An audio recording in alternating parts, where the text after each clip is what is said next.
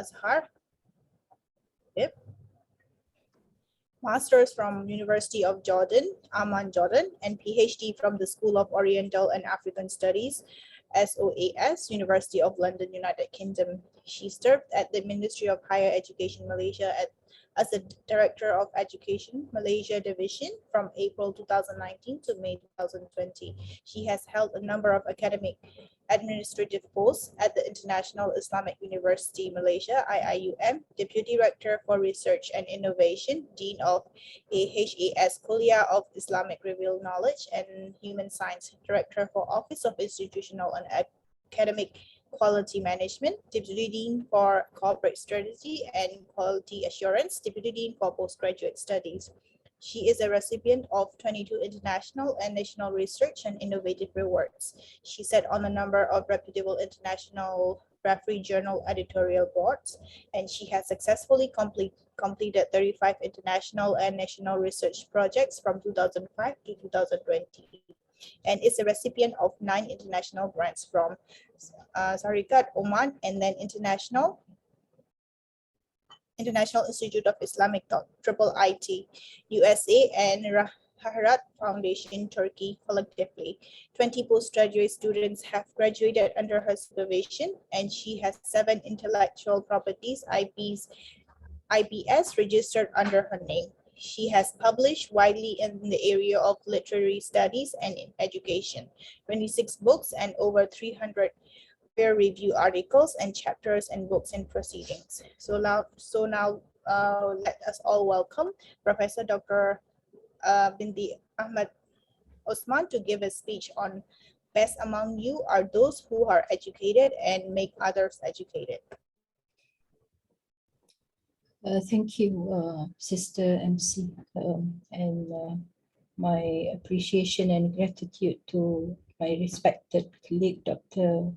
Maulana Akbar, for giving me this opportunity to share. This is not a speech, it's not a talk, it is merely a sharing session. I do not claim to be a subject matter expert in this topic. In fact, I have no knowledge whatsoever except for whatever little drops that Allah subhanahu wa ta'ala allows me to share in the following sharing session, inshallah. Bismillahirrahmanirrahim. Alhamdulillahi Rabbil Alameen. Wassalatu wassalamu ala Sayyidina Muhammadin Ashrafil Mursaleen wa ala alihi wa sahbihi ajma'in. Subhanaka la ilma lana illa ma 'allamtana innaka antal alimul hakim. Rabbi shrah li sadri wa yassir li amri wahlul 'uqdatan min lisani yafqahu qawli. Assalamualaikum warahmatullahi ta'ala wabarakatuh. The topic assigned to me is the best among you are those who are educated and make others educated, or who educate others. Now let us look at this ayah in Surah Tawbah. أعوذ بالله من الشيطان الرجيم بسم الله الرحمن الرحيم وما كان المؤمنون لينفروا كافة فلولا نفر من كل فرقة منهم طائفة ليتفقهوا في الدين ولينذروا قومهم إذا رجعوا إليهم لعلهم يحذرون. And the believers should not all go out to fight. Of every troop of them should be a party, only should go forth, that they who are left behind may gain sound knowledge in religion, and that they may warn their folk when they return to them, so that they may guard themselves against evil. According to the renowned Quranic scholar Abu Abdullah al-Qartabi, this verse lays the foundation of Islam's education policy. The goal of that education is described as seeking tafaqquh fi din, translated above by Pickthall as sound knowledge in religion. It can also be translated as sound understanding of religion. The choice of fiqh or understanding over alim here points out that what is required is not mere literacy, but insight. And it has to be of such a level that it can be a force against evil. A pure intellectual exercise bereft of that practical utility does not qualify. So we are living in a time where everybody claims, every Tom and Harry wants to claim that they are the subject matter expert in every field. Now, it is not a matter of touch and go. This is not the concept of knowledge in Islam. So, tafaqquh fi din is not mere literacy, but it is insight, having a clear insight of the topic. And whatever little knowledge that Allah blesses a person and he or she has to practice it, it has to be a force against evil. And it is not purely intellectual exercise to accumulate certificates, to accumulate degrees. That is not the concept of knowledge in Islam.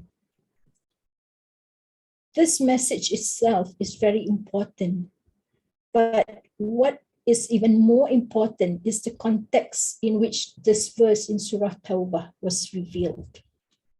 For it happened after the Tabuk expedition, which saw the largest mobilization of Islamic State under the leadership of Prophet Muhammad ﷺ himself, to face up to one of the two superpowers of that time. Every able-bodied Muslim was called upon to join the jihad. Despite the most adverse circumstances, everyone responded except 10 companions who were reprimanded and later forgiven. Surah Tawbah contains a detailed account of all this, emphasizing the importance of responding to the call for jihad when that call is made by a competent authority. Then this verse hence explains that even jihad should not be the only preoccupation of the Islamic State. Seeking knowledge is so important that even during the prosecution of war, a segment of the society must always be engaged in knowledge, in seeking knowledge. Now let us look, in order to understand and comprehend this whole discussion about knowledge, an understanding of the concept of knowledge in Islam should also entail the following discussions: the adab in seeking knowledge, the application, preservation, and dissemination of knowledge, and knowledge and education. The hadith, everyone knows, everyone is quoting it. Talabul ilm faridatun ala kulli Muslim, the obligation of seeking knowledge. Now, let us, allow me to share with you this very short video. So everybody has their focus. One time Imam Malik, he was an interesting person. He used to wear the nice clothes. And he used to conduct himself in a very, very, very dignified manner. Not arrogant, but dignified. So one of the people of Zuhd, they wrote him a letter. And Malik, he was known for Zuhd in what? In his akhlaq. Abdurrahman bin Qasim, I heard last week a narration, also another narration of one of the students of Malik, given by Imam Sha'rani. He said that Abdurrahman bin Qasim, he said, I studied 20 years with Imam Malik, 18 years I studied adab, and 2 years I took knowledge. 18 years of adab. So Malik, his zuhd is in his akhlaq, his behavior, how he deals with people. And one day a man, he sent Imam Malik a letter. And he said, you know, you're not zahid enough. You need to wear shabby clothes. You should fast more. You should pray in the night. You're too busy teaching and learning. SubhanAllah, Imam Malik, radiallahu anhu, he responded to him in a beautiful letter, which all the jama'ah in Islamic work, they should read this letter. He wrote back to him and said what? He said, first of all, Jazakallah khair. But, he said, Allah subhanahu wa ta'ala, He has distributed actions amongst His servants like He distributed rain. Some servants, they got the risk of what? Zuhid. Some servants of Allah, they got the risk of knowledge, the provision of knowledge. Some of the servants of Allah, they got the provision of jihad, like Khalid bin Walid. Some of the servants of Allah subhanahu wa ta'ala, they got the provision to make islah with the Muslimin, to bring the Muslims together. Some of the servants of Allah subhanahu wa ta'ala, they got risk in something else. He said, فَأَمَا أَنَا عَلَى خَيْرَ الْحَمْدُ لِلَّهِ. Pertaining to me, Imam Malik, alhamdulillah, I know inshallah I'm on goodness from Allah. And I thank Allah for that. And also I know that you're on good from Allah subhanahu wa ta'ala. فَجَزَاكَ اللَّهُ خَيْرًا. So everybody has their...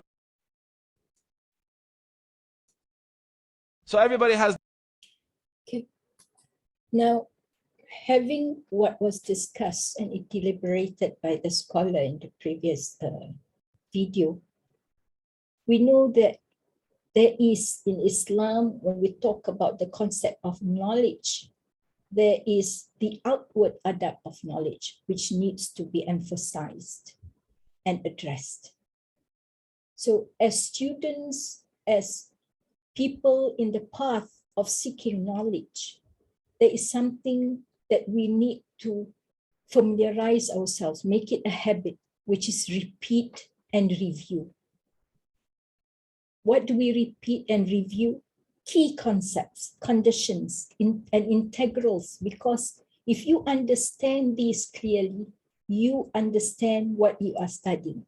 So never, ever, ever, my dear beloved students, brothers and sisters, never, ever, ever learn for the sake of passing the examination only, or for the sake of just merely understanding in order for you to be able to respond to a question. Because it is integral that you understand this clearly. And it is integral for you to understand what you are being taught and what you are studying. Always take notes. We are not Imam Shafi'i whereby we can memorize immediately. We have a brain that records. No. Always never think that you are too educated or too much a scholar or too higher a level that you don't need to take notes. A seeker of knowledge is called a seeker because they are an active participant in learning. The term seeker means that you are the one who is searching. You are always in search and you are always trying to acquire new knowledge. That is the concept and adab of knowledge.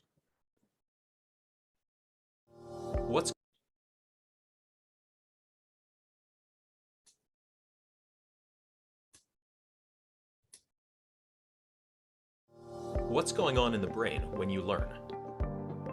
In order to learn anything, whether it's math, a foreign language, guitar, or how to dribble a basketball, you need to create and strengthen pathways in your brain. Think about shooting a free throw. Know that feeling when you've got it down and don't even have to think about it?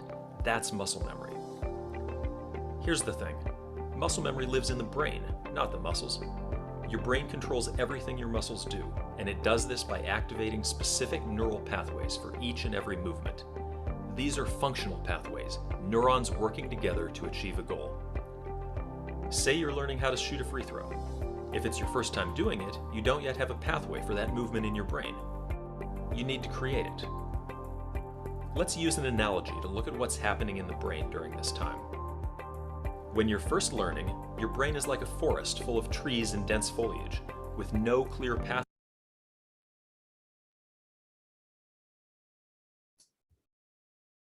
pathway between point A and point B. As you learn the mechanics of shooting a free throw, you create a trail through the forest. Now you can shoot the free throw because you've created that pathway in your brain. But you probably don't make many shots because it's so new. The pathway isn't very clear yet. In order to improve your free throw, you need to refine and strengthen the free throw pathway in your brain. The way you do that is through practice. Practice gradually widens the trail through the trees, turning it into a dirt road between A and B. You're starting to get pretty good now. You're making more free throws than not. You don't have to think about the mechanics as much.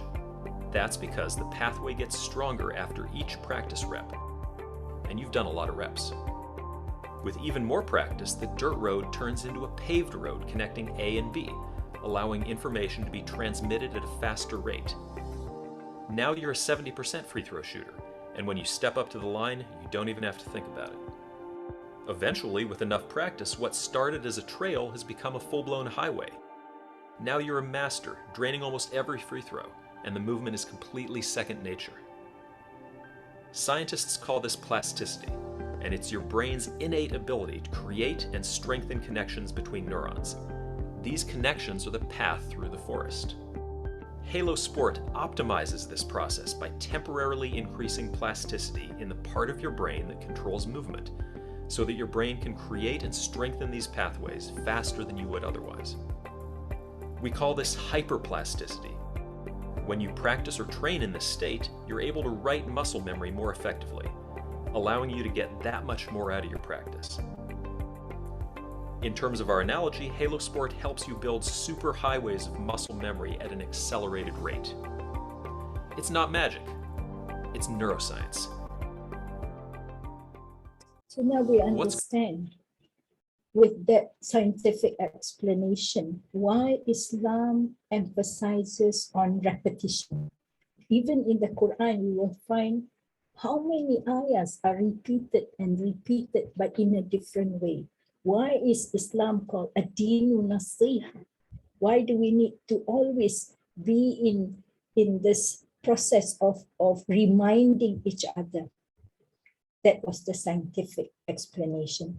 Because the more you repeat and review, then something happens to your brain, as exhibited in the previous video. Now, in another hadith, it's stated, قال رسول الله صلى الله عليه وسلم العلم ميراث النبوة أي إن العلماء ورثة الأنبياء وإن الأنبياء لم يورثوا دينارا ولا درهما وإنما ورثوا العلم ومن أخذه أخذ بخط وافر. Most of us are familiar with the hadith reported by Anas radiallahu anhu. To acquire knowledge is the duty of every Muslim man and woman. طلب العلم فريضة على كل مسلم. But what kind of knowledge does this hadith refer to? The same as is meant in this hadith. The scholars are heirs of the prophets. إن العلماء ورثة الأنبياء. The prophets do not leave behind an inheritance of gold and silver. They leave behind the inheritance of knowledge. Now, whoever acquired knowledge has actually acquired a lot of wealth. وَمَنْ أَخَذَهُ أَخَذَ بِخَطٍ وَافِرٍ. Does that mean that every individual Muslim must also become a religious scholar? Is that what is supposed to be understood and is indicated in the previous hadith? Not at all. What is meant is what is required of an individual is only sufficient knowledge that can enable him or her to carry out their religious obligations. وَمَا خَلَقْتُ الْجِنَّ وَالْإِنسَ إِلَّا لِيَعْبُدُونَ. As a minimum, every Muslim must learn the articles of faith and what they really mean. He or she must also learn the laws and teachings of Sharia as Sharia relates to life. And the basic rule is that accompanying every religious duty is another duty to learn about the requirements of that duty. Hence, it is our duty to learn Sharia teachings about Salat, fasting, Hajj, Zakat, But for a businessman, it is a religious duty to learn Islam's teachings about economics and halal and haram transactions. For a person getting ready to get married, on the other hand, it is his or her religious duty to learn Islamic teachings about marriage and spousal rights and responsibilities, and so on and so forth. Similarly, some spiritual knowledge is part of this required Islamic course. One must learn about the nature and forms of arrogance so it could be avoided. Similarly, rage, jealousy, malice. One must learn about desirable spiritual qualities like humbleness, patience, and gratitude. There is a surprising depth of knowledge about such subjects in Islamic literature. And although they may not seem to be important subjects for serious studies, one can actually recount innumerable cases where Islamic communities have been damaged beyond repair by highly educated people who were uneducated in these subjects. Such knowledge would not make us experts. The expert knowledge belongs to the scholars who pursue in-depth study of Quran, Hadith, exegesis, or tafsir, jurisprudence of fiqh, history, and myriad of subjects in Islamic sciences. There must be some people in each community who devote their lives to the pursuit of such expertise, and as long as some do, others are relieved of the responsibility. That is why it is called as fard al-kifayah, or collective responsibility, as exhibited in the verses in Surah Tawbah, which I started my sharing session with. The acquisition of skills that may help one earn a living. The real focus of nearly all education that goes on these days falls in the category of mubah, or permissible. Here one has wide latitude from a religious point of view. One can choose any profession as long as it does not fall in the category of prohibited activities and get needed education to earn a living from that profession. Similarly, one may pursue studies to satisfy one's curiosity. It is obvious that people will differ greatly in their abilities and inclinations in this area, and that is accommodated by the Sharia. It generally does not force or restrict this pursuit. Of course, there is a problem when social or even physical sciences are taught with a secular perspective. A bigger problem occurs when the different categories of fard and mubah are confused, leading to a tremendous misbalance. A person obtaining a college degree has fulfilled his duty as required by this hadith. Is that the case? Is that right? No, not quite right. A person may become the best scientist, best engineer, or whatever, but if he has not acquired the basic knowledge about his religious obligations, he simply has not discharged his duty to acquire knowledge. In the eyes of Islam, he remains an uneducated person. Today, we have millions of people in the Muslim world who may have obtained many degrees, many certificates, but they have not learned how to read the Quran or offer the salat or even perform wudu. Allah mentions in the following ayah, "A'udhu billahi minash shaitanir rajim, ya ayyuhalladhina amanu lima taquluna ma la taf'alun, kabura maqtan 'inda Allahi an taqulu ma la taf'alun." O ye who believe, why say ye that which ye do not? Grievously odious is it in the sight of Allah that ye say that which ye do not. Rasulullah sallallahu alaihi wasallam said, "On the night that I was ascended up to the heavens, I came upon a people whose lips were being cut off by pliers made from fire. Every time their lips were severed, they would be brought back and formed again. So I said, O Jibreel, who are these people?" He said, They are speakers from your nation who say words but do not do deeds, and who read the book of Allah yet do not act on it. Na'udzubillah min zalik. May Allah protect us from being amongst this category. In Sahih Muslim, our Prophet Muhammad sallallahu alaihi wasallam mentioned, Allahumma inni a'udhu bika min ilmin la yanfa' wa min qalbin la yakhsha' wa min nafsin la tashba' wa min da'wat la yustajab lahu.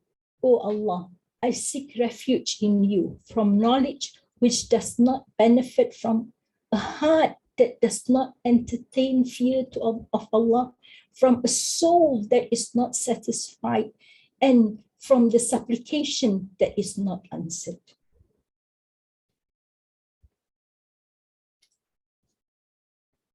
In another ayah, Allah subhanahu wa ta'ala mentions, A'udhu billahi minash shaitanir rajim, Inna nahnu nazzalna dhikr wa inna lahu lahafizun. Surely we have revealed this reminder, Quran, and we will surely preserve it ourselves. In Sahih Bukhari, our Prophet Muhammad sallallahu alaihi wasallam mentions, خَيْرُكُمْ مَنْ تَعَلَّمَ الْقُرْآنَ وَعَلَّمَهُ. The best of you are those who learn the Quran and teach it. The Prophet Muhammad sallallahu alaihi wasallam proclaimed, Al-ulama warathatul anbiya, as mentioned earlier. The scholars are the heirs of the prophets. Allah's apostle also said, there will always be in my nation a group who will safeguard the truth until the day of resurrection comes. The Holy Prophet Muhammad sallallahu alaihi wasallam also said, Allah shall send for this ummah at the head of every 100 years a person who shall revive their religion for them. The first are those versed in transmission, riwayah, and the second are specialists in derivation and in derivation, dirayah wal ri'ayah. The Prophet Muhammad sallallahu alaihi wasallam struck a similitude for these two groups, as is recorded in the two Sahihs, where Abu Musa relates, the Prophet Muhammad sallallahu alaihi wasallam said, the example of what Allah has sent me with of guidance and knowledge is like that of a downpour of rain that falls upon parts of the earth. Some spots are fertile and accept the rainwater, bringing forth an abundance of pasture and greenery. Other parts are barren, but retain the water with which Allah benefits people who use it to drink and sow. Others still are gullies which can neither hold water nor bring forth any pasturage. This is like a person who gains knowledge of the religion and benefits from what Allah sent me with, learning it and teaching it to others, and someone who pays no heed and rejects Allah's guidance with which I was sent. Sahih Bukhari. Islamic education, therefore, shall aim at the harmonious formation of the human personality. This education shall not only strive for the harmony of thought and action, instinct and reason, feelings and emotion, but also for depth of knowledge and beauty of character. One can experience harmony also in a negative way. The Islamic concept of harmony includes the formation of a certain type of character, rooted in the humility towards God, love towards fellow creatures, perseverance in times of affliction, honesty, decency, uprightness, courage to say the truth, a balanced attitude towards issues which involve human emotions. Thus, education without an emphasis on character, on akhlaq, on adab, on character formation has practically no value in Islam, said Naqib al-Abbas. Brothers and sisters, having understood what was presented before, we must embed in ourselves, no matter amidst all the insurmountable problems that life is bringing us. Poverty, racism, violence. Everyone is thinking, oh my God, why is my life like this? You may be deprived of this and that now. And you think, okay, after I graduate, my life will be better. After this, my life will be better. At every juncture of life, there will be imtihanat. لِيَبْلُوَكُمْ أَيُّكُمْ أَحْسَنُ عَمَلًا. No matter what level in your life you reach, there will be another kind of ibtila, another kind of challenge that you need to face and overcome. Hence, you have to train yourself that no matter what, we have to strive to be the catalyst for change.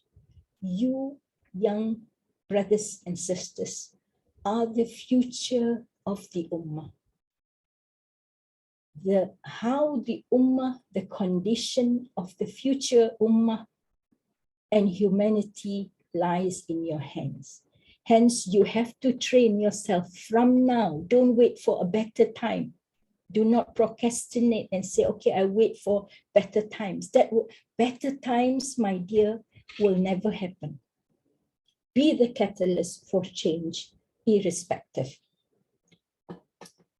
Have you ever been frustrated by people whose lives seem so smooth and easy, while you are working diligently only to encounter trial after trial, trial after trial, ibtila ba'da ibtila?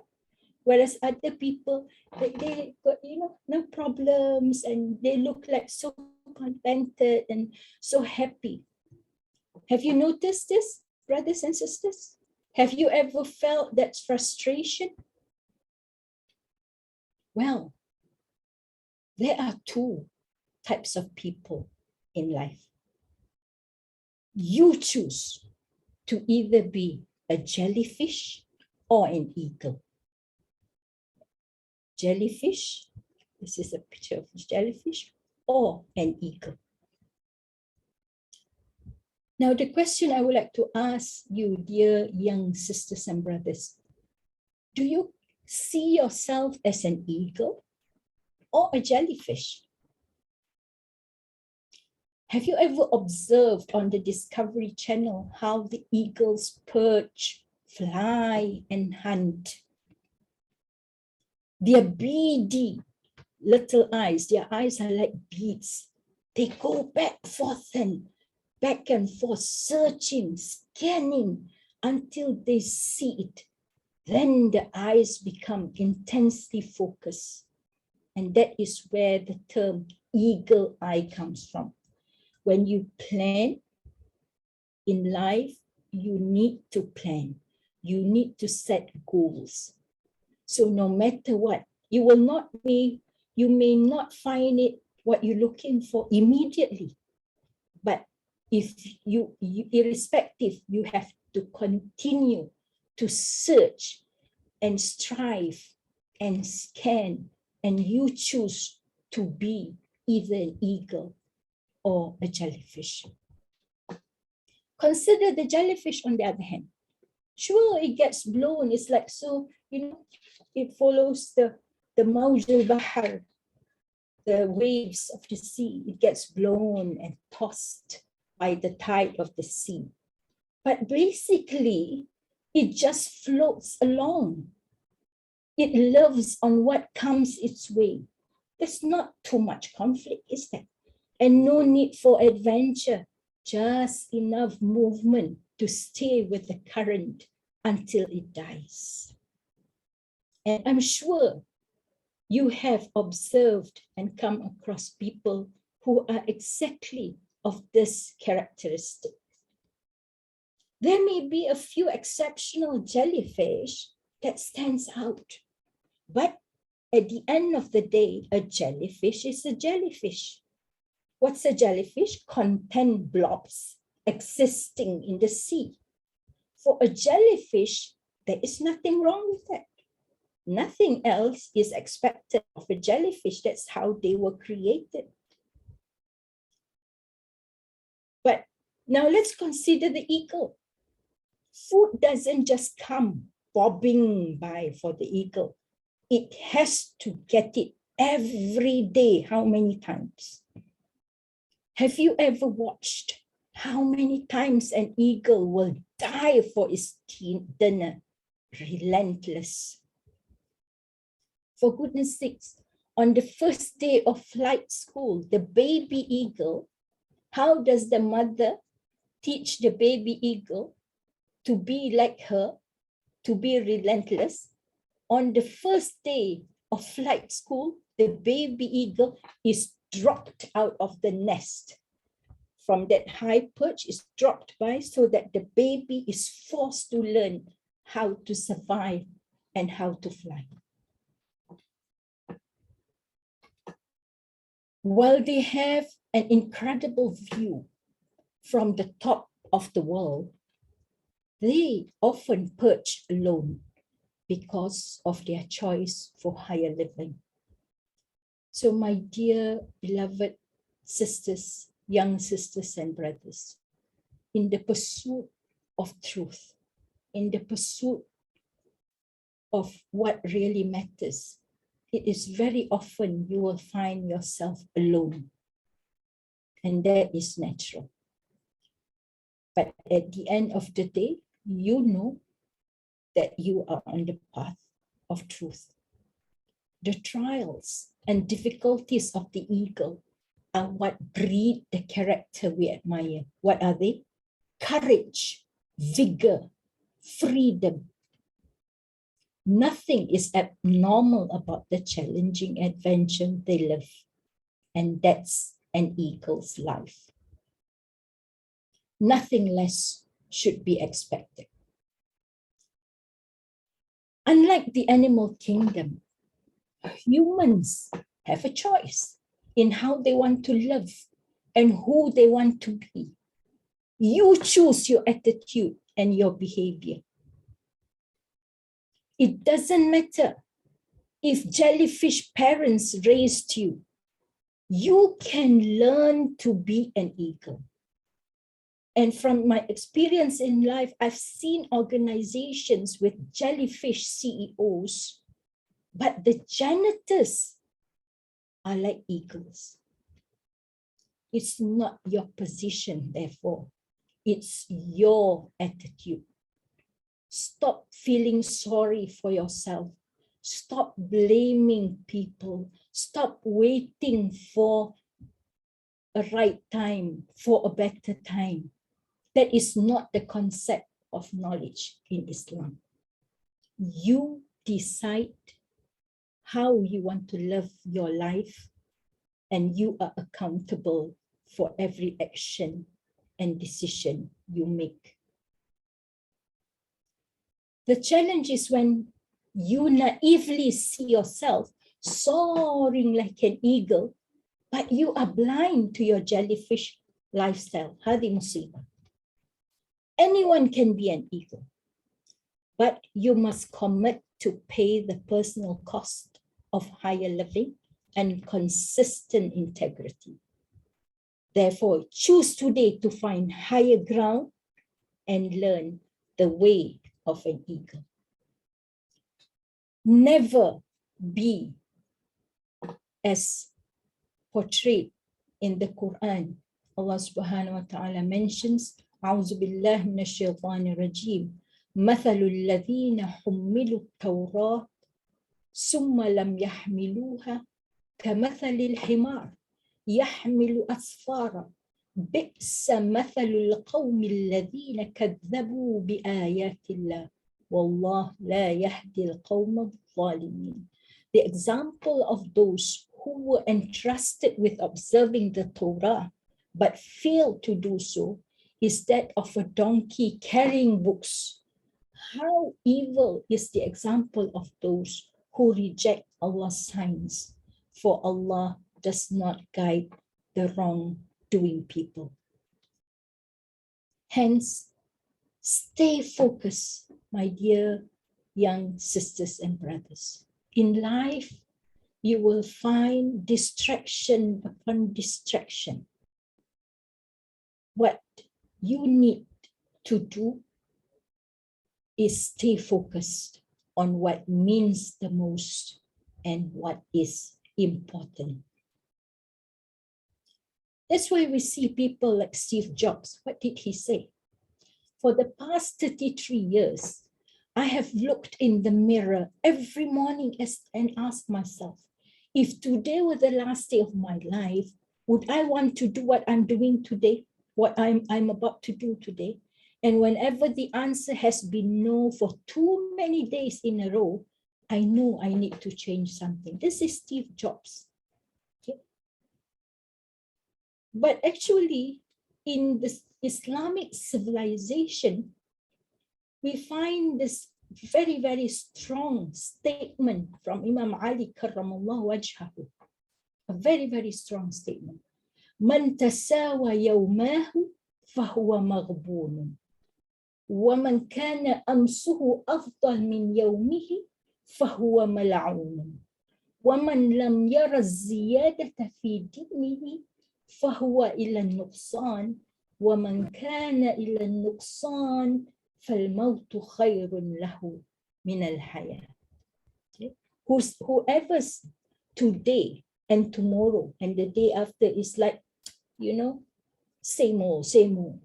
فهو مغبون, he has lost the battle from the very beginning. ومن كان أمسه أفضل من يومه, his yesterday is better than today. فهو ملعون. ومن لم يرى الزيادة في دينه فهو إلى النقصان, and whoever does not try to strive and does not see an increase in his deen, تفقه في الدين, فهو إلى النقصان. He has already lost it. ومن كان إلى النقصان فالموت خير له من الحياة. And whoever has lost the battle, he might as well die, because death is better for him than living, than continue to live. Now we look at Alvin Toffler, the Sifu or the 21st century. Everyone is quoting him. And we try to compare that with the statement that we just previously saw from Imam Ali, which was said way back in the 40th century.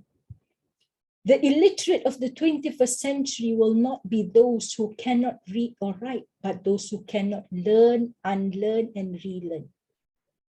Okay, this is the Sifu of 21st century. It's telling us not to be mutakabbir and think we know everything and stop learning, because the process of learning is continuous. And that is what the message of Islam about knowledge is all about. We have to be continuously in the pursuit of seeking knowledge. So he says the literate of the 21st century is what? No longer a person who cannot write or read, but a person that refuses to or cannot learn and refuses to unlearn, because I know everything already, and refuses to relearn something new about the same perspective. Hence, for you young sisters and brothers, this is required on you for the sake and the sake of the stability of the Ummah and Islam. You need to teach yourself, to train yourself to learn, unlearn, relearn, co-learn, and co-create. And this is all the concept that Islam has been emphasizing from the very beginning. We need a paradigm shift, a shift from the old way to the new way. To get what we've never had, we must do what we've never done. We cannot continue to maintain previous practices and expect a different result. Of course, in the process, we will continue to get resistance. Of course, in the process, we will be mocked, we will be humiliated by many. Of course, in the process, we will be seen by many as strange, this, ghuraba, an outcast. But remind ourselves at every juncture that our beloved Prophet Muhammad sallallahu alaihi wasallam left us with this message. Bada al-Islamu ghariban wa sayaudu ghariban fatuba lil ghuraba. Nobody is saying it's going to be an easy task. Nobody is saying that it's going to be a smooth ride. But let's remind ourselves every time things get very, very hard with this statement from Imam Ali. Love amongst people in such a manner that if you die, they weep over you. And if you are alive, they crave for your company.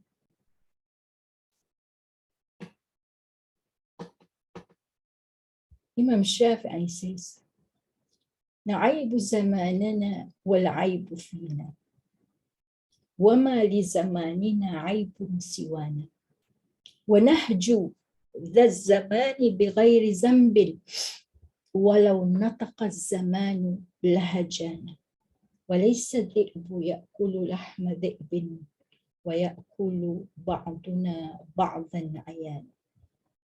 We blame our time. It's always, very easy, more simple to say, oh, it's the time, time is not easy. The blame is actually on us. No fault has time, but it is us who are at fault. We rebuke time. We find fault in time. For all the shame, had it a tongue, it would reprimand us. The wolf does not devour its own kind, and yet humans devour each other openly. Hence, my beloved sisters and brothers, let's all strive to inspire goodness, khair. Let's all strive to inspire to make a difference. Let's all strive to be the best among you are those who are educated and make others educated.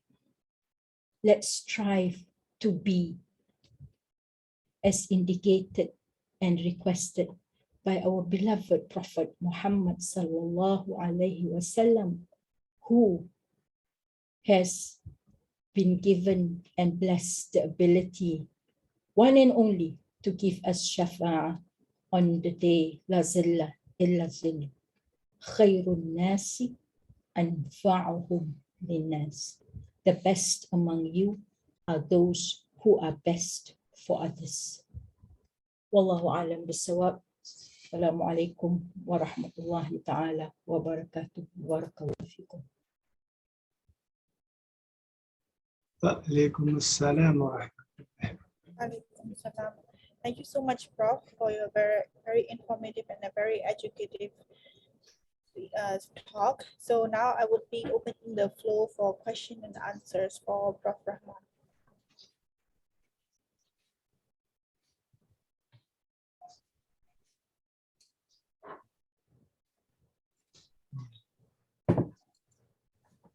We're opening the floor to the students to have questions for Prof. Rahman.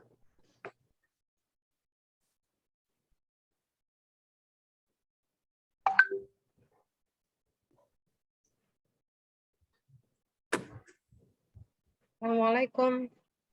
Alaikum salam. Waalaikumsalam. Prof, actually, I was following your